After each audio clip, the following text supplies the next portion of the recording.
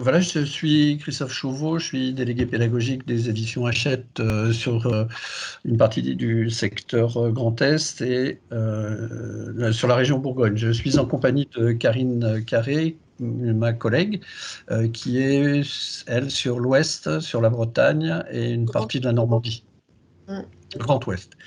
Nous serons accompagnés de Madame Julia Dobruning, qui est un auteur pivot de la collection depuis la seconde. Madame Dobruning est enseignante au lycée Louis-Vincent à Metz, dans l'académie de Nancy-Metz. Donc voilà, je vais donc directement passer la parole à Madame Dobruning pour la présentation de l'axe 2, des deux chapitres de l'axe 2. Madame Dobruning, si vous voulez bien. Oui, bonjour. Bonjour à toutes et à tous. Bienvenue dans cette présentation. Je suis Monsieur Chauveau a fait l'introduction, donc je suis professeure dans un lycée de Metz, donc professeure comme vous, et j'ai participé à la rédaction du manuel Maîtrise terminale, et c'est la deuxième année déjà que je fais partie de cette équipe. Donc, nous sommes une équipe assez large d'auteurs, et nous sommes évidemment guidés par Madame Emmanuelle Coste, IAIPR de l'Académie de Nancy-Metz. Je vais vous présenter aujourd'hui quelques points forts du manuel Maîtrise terminale, et je vais prendre comme exemple les deux chapitres de l'axe 2. Alors, afin de poursuivre la découverte du monde germanophone et puis de la pratique de la langue orale et écrite, on essaye de vous proposer dans Maîtrise terminale une palette variée de documents authentiques et actuels, des documents sonores, audiovisuels et écrits, et évidemment de répondre aux problématiques. Donc, pour chaque axe, nous proposons deux chapitres. Et le plus simple, en fait, c'est de feuilleter avec vous le manuel. Je vais partager mon écran et je vais vous montrer, en fait, les extraits du manuel, donc l'axe 2, chapitre 1 et chapitre 2. Et je vais naviguer avec vous à travers les pages de ce manuel, et je vais mettre en relief les points forts. Et après, évidemment, je serai disponible pour répondre à vos questions. Alors, donc les points forts de la collection, vous l'avez déjà vu pour le manuel de seconde et de première, ce sont la différenciation, le travail du lexique et la médiation. Et ces points forts sont évidemment maintenus pour le livre de terminale, et on rajoute un autre focus qui est celui de la préparation du bac. Je vais vous présenter les deux chapitres de l'axe 2. Dans le chapitre 1, je vous présenterai la problématique et les supports. Je mettrai l'accent sur quelques activités proposées, et je montrerai vraiment le lexique, la médiation et le travail des tâches. Et dans le chapitre 2, également la problématique, les supports, et à ce moment-là, on mettra l'accent plutôt sur la différenciation et sur les pages bac. Chapitre 1, Neue Fête, cliché ou la réalité. Donc, les femmes ont été longtemps cantonnées à l'espace privé que constitue le foyer, et ont accédé à l'espace public et puis l'ont investi. Et puis, on peut se demander alors comment s'est transformé l'espace privé suite à cette évolution. La nouvelle place de la femme dans l'espace public a-t-elle créé un vide dans l'espace privé? Les hommes se sont-ils emparés de cette place? Et si oui, comment? Quel rôle les hommes, et plus précisément les pères, jouent-ils aujourd'hui au sein des familles? Et les sociétés de l'ère germanophone, du fait de leur héritage culturel, leurs traditions, les mentalités, la législation, présentent-elles des spécificités dans ce domaine? Donc voilà autant de questions qui nous amènent à nous interroger sur le rôle des pères dans les familles allemandes. Et voilà, les nouveaux pères, sont-ils impliqués dans la vie de famille? Sont-ils disposés à prendre un congé parental? Existe-t-il réellement? Ou sont-ils un mythe, une simple représentation? Et quelles sont les incidences de ces choix de vie sur la société allemande, les carrières des hommes, les relations familiales? Voilà pour l'introduction de la problématique. On va se plonger maintenant directement dans le déroulé de la séquence, donc du chapitre. Alors, les habitués de la collection Mitreden auront peut-être reconnu que le chapitre 2 de Mitreden première et le chapitre 1 de Mitreden terminale de l'axe 2 sont un petit peu liés, hein, puisque dans le manuel de première, on avait mis l'accent sur l'émancipation féminine. Dans l'axe 2, là, dans l'axe 2 de terminale, on se pose la question voilà, de ce qu'il advient des pères. Mais je tiens à préciser que les deux chapitres, donc de première et de terminale, sont totalement indépendants. L'un peut être travaillé sans avoir vu l'autre. Les contenus du chapitre de première ne sont pas des prérequis, hein. Voilà, maintenant, les élèves qui ont étudié le chapitre sur l'émancipation féminine de Mitreden première pourront évidemment opérer des recoupements. Voilà, donc ce chapitre s'adresse donc à tout élève de terminale. Les supports proposés permettent de s'exercer à la compréhension de l'écrit, à la compréhension de l'oral, ainsi qu'à l'expression orale en continu, à l'expression écrite. Les supports sont des supports récents et qui viennent mettre en lumière une question d'actualité qui est au cœur des débats actuellement. Hausmann ist ein schreckliches Wort. C'est un extrait d'un roman autobiographique. La scène se passe le jour de la reprise du travail par la mère, après son congé de maternité. Et le narrateur, père de 2 enfants, décrit une partie de la journée qu'il passe en télétravail à la maison aux côtés d'un de ses enfants. Donc, grâce à ce texte, les élèves pourront immédiatement être plongés dans la réalité du quotidien d'un père au foyer, qui refuse d'ailleurs de se considérer comme tel. Et d'entrée de jeu, la problématique est posée. Le statut de père au foyer est-il acceptable, souhaitable, supportable pour les hommes? Vous avez aussi tout de suite, vous le voyez sur cette page, la rubrique Wusstest du das, qui permet de donner des informations supplémentaires sur des faits culturels, civilisationnels, historiques.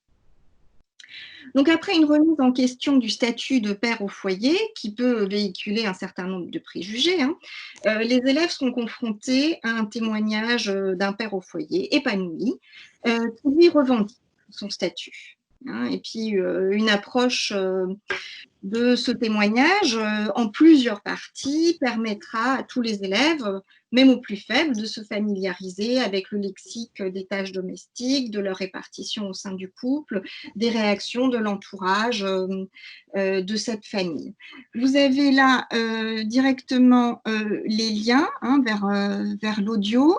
On a proposé de découper cet enregistrement, donc ce témoignage, en plusieurs parties, de manière à faire travailler les élèves en groupe et aussi de manière à leur permettre de découvrir le document pas à pas et pour que chacun puisse avancer à son rythme. Seite 38. Moderne Väter. Teil 1. Für mich ist ein moderner, ein aktiver Vater, der sich seine Voilà, donc je ne vais pas vous faire écouter hein, évidemment tout le support, mais vous voyez bien ici le découpage donc en plusieurs parties et l'accès direct au support audio à travers le manuel numérique. Vous avez aussi dans l'exploitation des stratégies d'anticipation qui sont utilisées, une approche pas à pas, et puis évidemment le travail de mise en commun après le travail de groupe. Dans l'étape suivante, les élèves se verront proposer une citation datant du début du 19e siècle. Je vais essayer d'augmenter. Voilà, je pense que vous verrez mieux. C'est mieux. Oui, donc une citation datant du début du 19e siècle et une couverture du magazine Der Spiegel. Et ces deux supports interrogent le rôle du père et de la mère au sein de la famille et leur caractère interchangeable. S'ensuit le projet intermédiaire qui donnera aux élèves l'occasion de réemployer tout le lexique et les connaissances culturelles acquis jusqu'à présent dans une production écrite. Alors, je descends vers la tâche là, qui est là.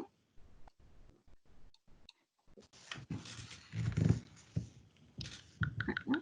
Donc, il a été important pour nous de bien rester dans cette dimension actionnelle et puis de rajouter quand même des tâches dans les chapitres. Vous avez une tâche intermédiaire après la fin à la fin de la première double page qui marque un premier point d'étape et une autre tâche de production qui se trouve à la fin du chapitre.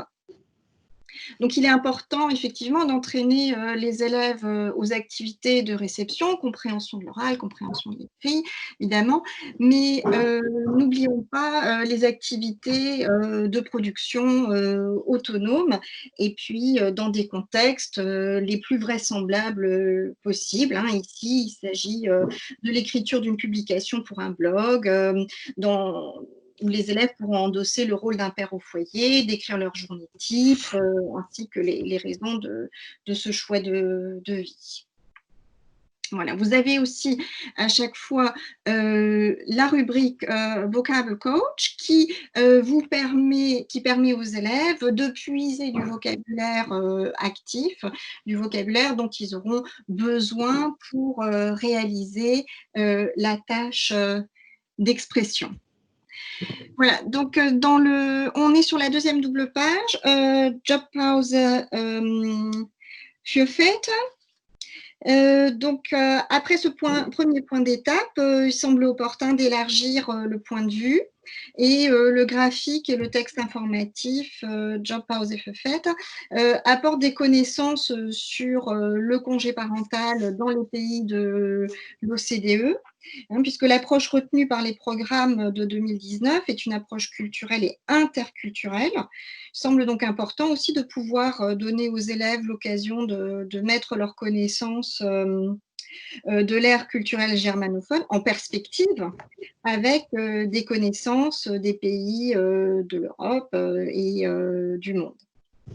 Voilà, donc le support Jobpause für Väter propose donc une comparaison entre la durée du congé parental rémunéré pour les pères dans les pays de l'OCDE. Là aussi, vous avez la rubrique Wusstest du das qui permet de donner des compléments d'information culturels et historiques. Voilà. Le support suivant est un reportage audio un support audio ayant pour but d'informer, de convaincre les pères à choisir le congé parental. Les avantages et les inconvénients de ce statut, ils sont présentés. Et puis aussi, ce support permet d'opérer la transition entre la place des pères dans l'espace privé, la famille et l'espace public, à savoir le monde du travail. Nous avons opté ici également pour un travail en groupe qui permet de créer de l'interaction entre les élèves pour les phases de mise en commun du travail de groupe et puis évidemment aussi de permettre aux élèves d'échanger mais aussi de travailler à leur rythme en fonction de leurs possibilités.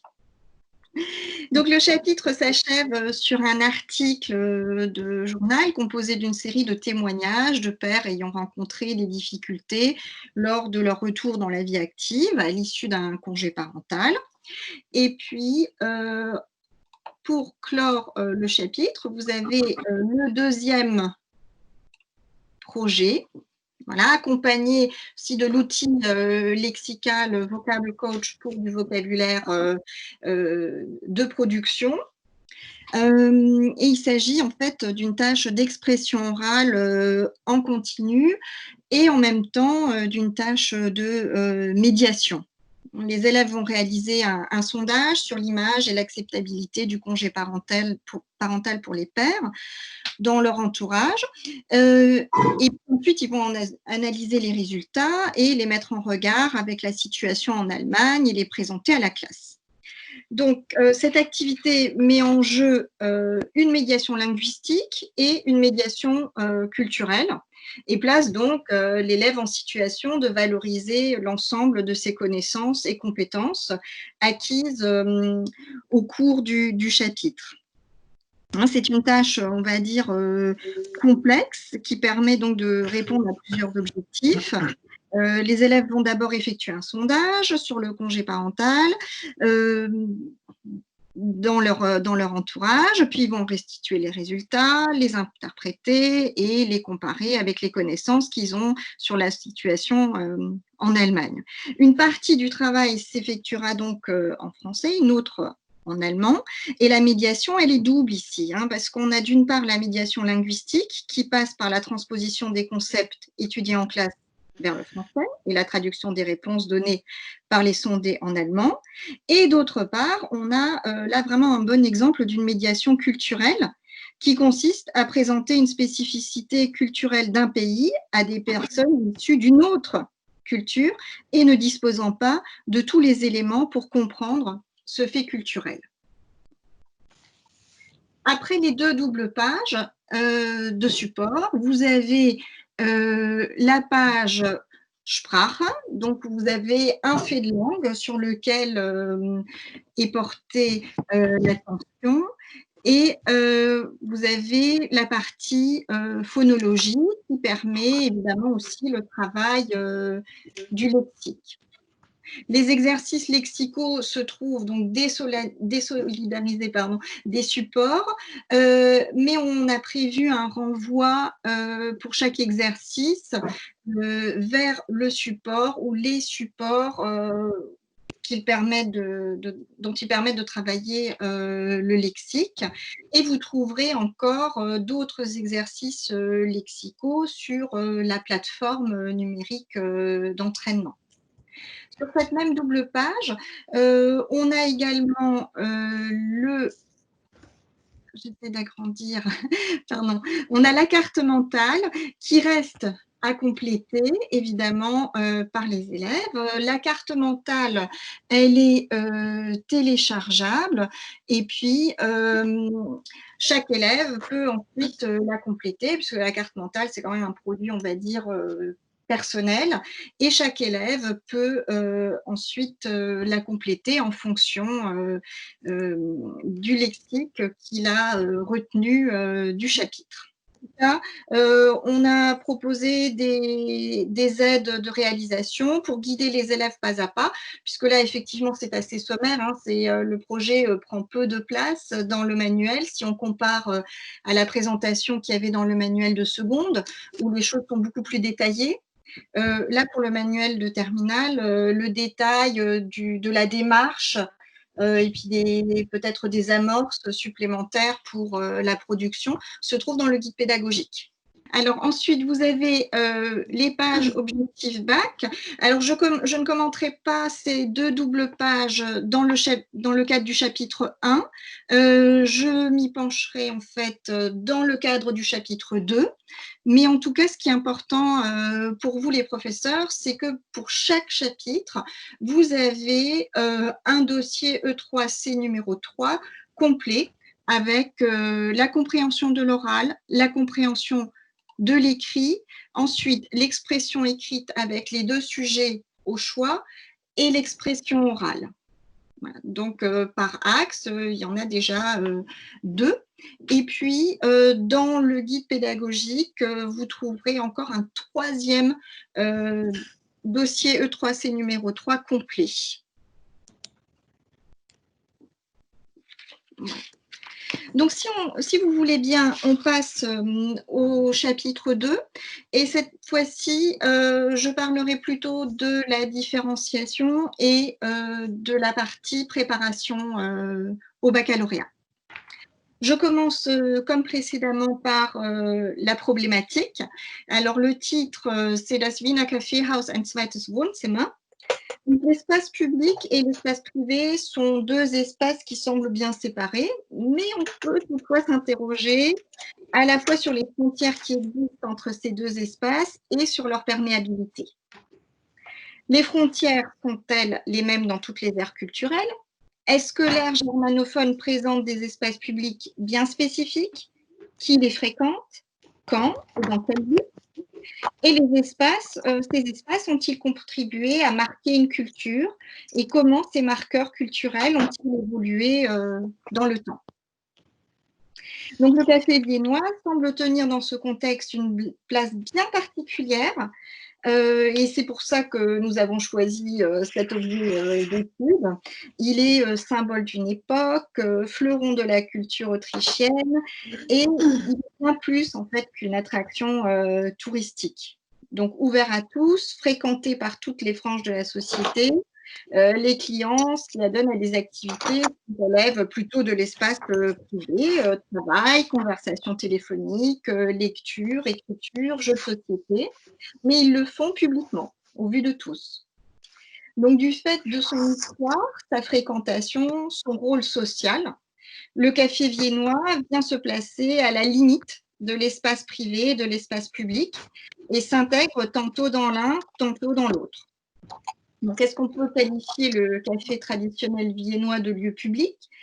Ou bien ne pourrait-on pas plutôt le considérer comme un second salon, une pièce de vie familière et confortable, mais située en dehors de chez soi? Alors, j'essaie d'agrandir une fois de plus. Voilà.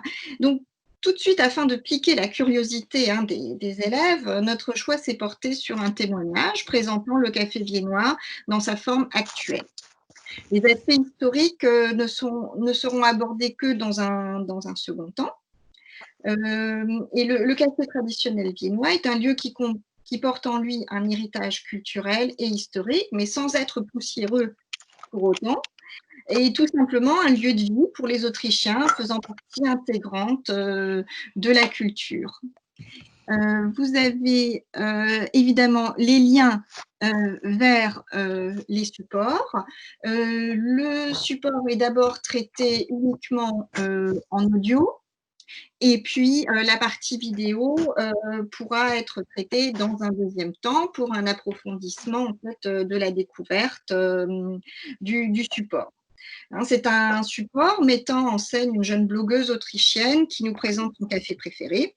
Puis les élèves découvriront à travers ce témoignage dynamique et entraînant que le café remplit plus d'une fonction et sert de lieu de détente, de socialisation, mais aussi de lieu de travail.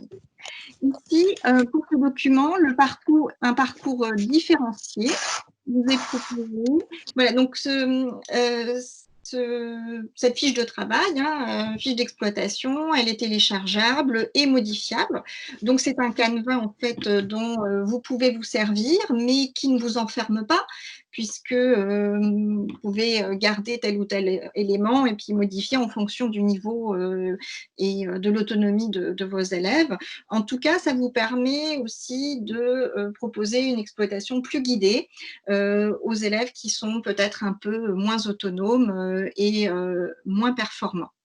Oui, donc on a là aussi une forme de différenciation qui est mise en œuvre pour permettre à tous les élèves d'accéder au sens des supports.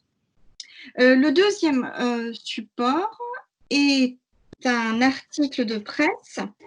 C'est une véritable déclaration d'amour au café traditionnel viennois qui plongera cette fois-ci les élèves dans l'histoire du café viennois. Et l'auteur nous montre que le café est une véritable institution qui, contrairement à ce qu'on pourrait penser, ne se trouve pas en voie de disparition face au mode de vie actuel. Et à l'issue de la lecture de ce texte, les élèves seront invités à effectuer une tâche de production. On a ici une tâche de production écrite. J'essaye. Une tâche de production. Ils se mettront à la place d'un client de café viennois pour donner leurs impressions sur ce lieu via un commentaire laissé sur le site du café. Donc là, la première double page se termine aussi sur une petite tâche intermédiaire qu'on a appelée project. La deuxième double page commence par la mise en perspective d'un document iconographique et d'une citation. Donc, vous voyez, on se rapproche aussi de l'épreuve de 3C numéro 3, de l'expression orale. Donc, on a cette articulation entre faire le lien avec l'axe, à partir d'une image, à partir d'une citation. Donc, on est déjà ici aussi dans la préparation du bac. Voilà. En plus de ça, tiens, c'est ça que j'ai oublié de vous dire. Voilà, je retourne en arrière, c'est mon bac qui m'y fait penser. On a ajouté une rubrique stratégie bac. Vous trouvez ces rubriques tout au long du chapitre. Et ce sont des stratégies bac qui sont rédigées en français, des petits coups de pouce, on va dire, de méthodologie pour élaborer des fiches, manipuler, synthétiser les contenus, en fait, pour gagner du temps sur les révisions avant l'épreuve d'expression orale. Voilà. Donc, je reviens sur la deuxième double page, avec l'approche historique qui passe cette fois-ci par un regard artistique. Et ce tableau décrivant une scène de vie dans un café viennois qui offrira aux élèves la possibilité de s'imprégner de l'ambiance qui régnait, et puis le rapprochement entre l'ambiance qui se dégage du tableau et une citation par un auteur contemporain du peintre, permettra donc de mettre en évidence toutes les contradictions que véhicule cet endroit dans lequel on souhaite se rendre pour se mêler à la foule et en même temps pour prendre un peu de temps pour soi. Alors, on a ensuite un reportage sur le célèbre café Central qui apportera des connaissances culturelles supplémentaires quant au mode de vie des intellectuels autrichiens au début du XXe siècle. Les élèves seront alors en mesure d'effectuer une tâche de médiation culturelle qui consiste à rendre pour autrui les repères culturels qui sont au départ inaccessibles. Donc ici, la médiation, elle est dissociée du projet de production. Donc ça vous donne l'occasion d'entraîner une fois de plus vos élèves à l'expression orale et puis d'ajouter de la médiation et vous aurez encore le projet à la fin du chapitre. Et enfin, la lecture d'un extrait du roman autobiographique Die Welt von gestern, Erinnerungen eines Europäers de Stefan Zweig, qui viendra parfaire les connaissances culturelles des élèves. Alors, c'est un texte littéraire avec une exploitation, on va dire, accessible à tous. Et là, vous observez la rubrique für die Experten. J'essaie de déplacer, qui permettra peut-être aux élèves les plus performants d'aller un petit peu plus loin. Et évidemment, les productions, le produit en fait de cette exploitation un petit peu plus exigeante sera partagé avec le reste de la classe. Voilà. Dans le projet de fin de chapitre, qui est un projet d'expression écrite, les élèves pourront à leur tour décrire un espace public qui leur tient à cœur. Voilà, donc on peut en fait réutiliser toutes les connaissances lexicales et culturelles sur le chapitre et bien faire le lien avec l'axe, avec la thématique et la problématique de l'axe, ce qui nous amène une fois de plus vers une préparation aux épreuves de 3C. Voilà.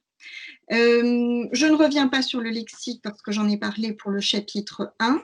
Cette fois-ci, je voudrais vous montrer les 2 doubles pages destinées à la préparation des épreuves de bac. On a un dossier complet de 3C avec la compréhension de l'oral, la compréhension de l'écrit. Donc là, vous avez cette fois-ci une vidéo. On peut essayer de la mettre en route. Vous avez directement le lien, voilà.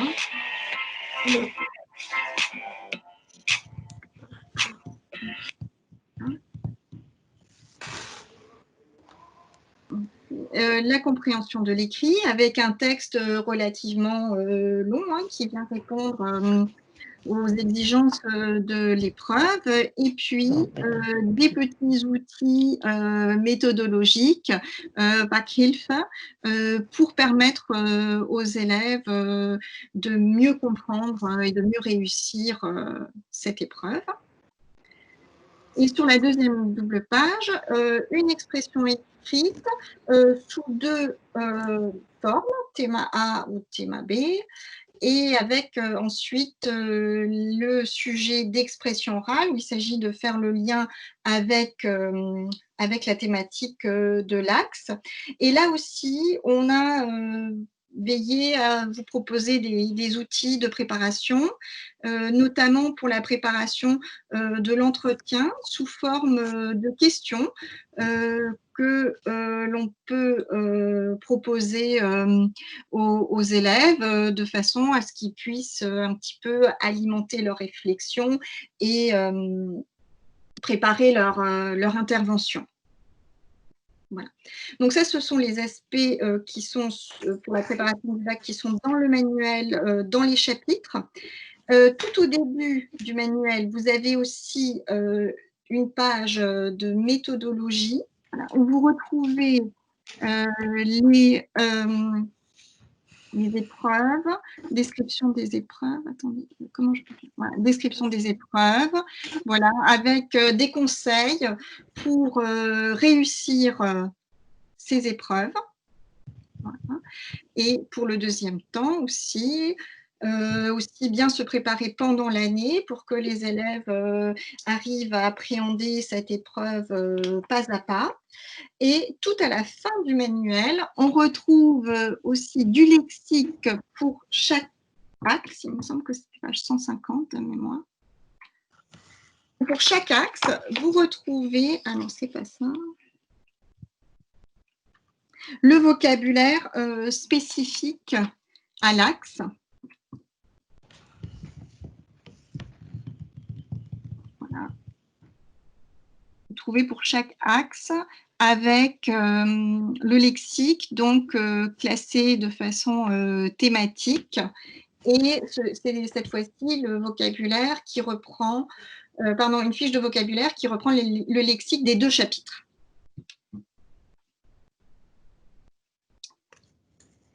Et je crois que j'ai fait le tour de ce que je voulais vous dire.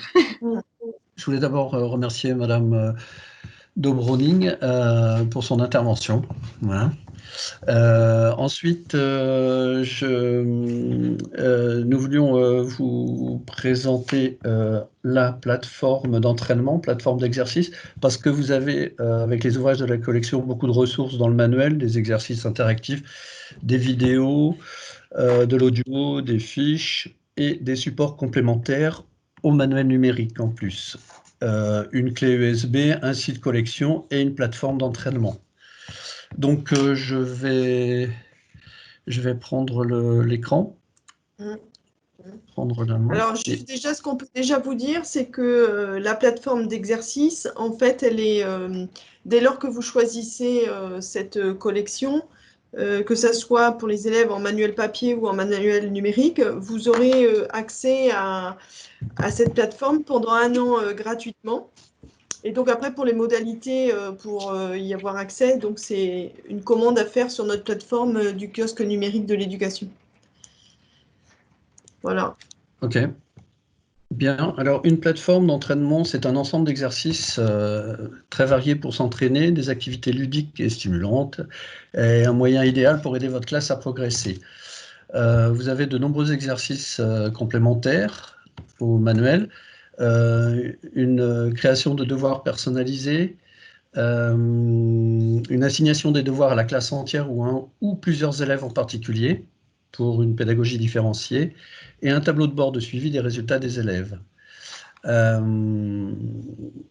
Donc là, j'ai partagé mon écran, tout le monde le voit? Moi, je le vois, donc je pense que... Je suppose. Donc, Oui. la plateforme, quand vous l'ouvrez, se présente de cette manière. Vous avez sur la droite là, un grand tableau de classement en fonction, lorsque vous vous inscrivez, en fonction des résultats qui seront donnés par les élèves. Voilà. Vous avez donc là sur la gauche 4 petites fenêtres, hein, soit de l'entraînement sur le vocabulaire, sur la grammaire, sur la compréhension et l'expression, et une zone d'administration. Quand vous cliquez, par exemple, vous avez décidé d'entraîner vos élèves sur le vocabulaire, vous cliquez, vous arrivez, là en l'occurrence, il s'agit, je crois, de l'axe 7, sur le chapitre, le titre du chapitre. Quand vous cliquez dessus, là, vous avez la possibilité soit de faire mémoriser des mots, des expressions, lorsque c'est uniquement de l'audio. Voilà. Vous pouvez faire s'entraîner vos élèves, soit sous la forme de lecture de mots, vous choisissez sous forme par exemple de bulles, et l'élève doit cliquer sur ce qui correspond à trouver des excuses dans une bulle. Alors écoutez, je ne suis pas germaniste, mais bon, quand c'est faux, la bulle s'éclaire en rouge. Non plus. Et alors, vous avez aussi sur la droite un petit chronomètre, hein, pour chronométrer l'exercice. Et ici en bas, s'affichent les bonnes ou les mauvaises réponses en fonction du nombre de clics. Voilà.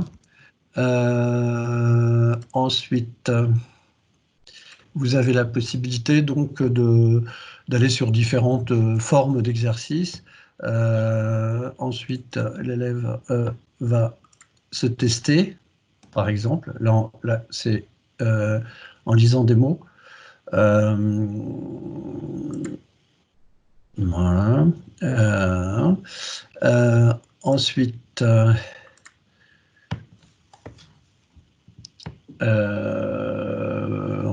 ensuite, donc vous allez ensuite cliquer ici en haut à droite si vous voulez assigner des exercices ou des exercices et des devoirs aux élèves. Donc en fait là, bon, on a une définition sur la plateforme d'entraînement, donc c'est pas ça l'idée. Il faut s'abonner donc à la plateforme. Comme me disait ma collègue tout à l'heure, vous aurez un abonnement donc gratuit la première année lorsque vous aurez choisi la collection, soit numérique, soit papier. Et là, à partir de ce moment-là, vous aurez accès à toutes les fonctionnalités de la plateforme. Voilà. Donc il y a soit en vocabulaire, soit en grammaire, on retrouve les mêmes fonctionnalités de s'entraîner, se tester. Vous voyez différentes façons de faire de l'entraînement. Là, l'élève doit écrire sur une zone d'écriture. Bon, ça représente les différentes possibilités et fonctionnalités d'une plateforme d'entraînement et d'exercice. Compréhension-expression.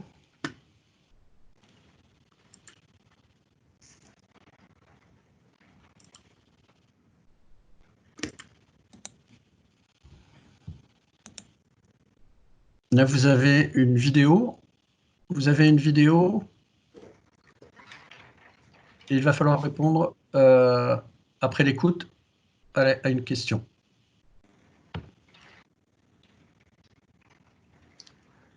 Alors, c'est celle où Il n'y a pas de son. Enfin bon, la personne décrit un jeu, en fait, et il va falloir répondre à la question.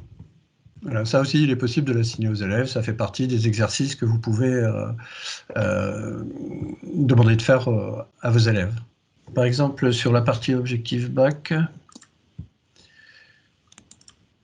là aussi,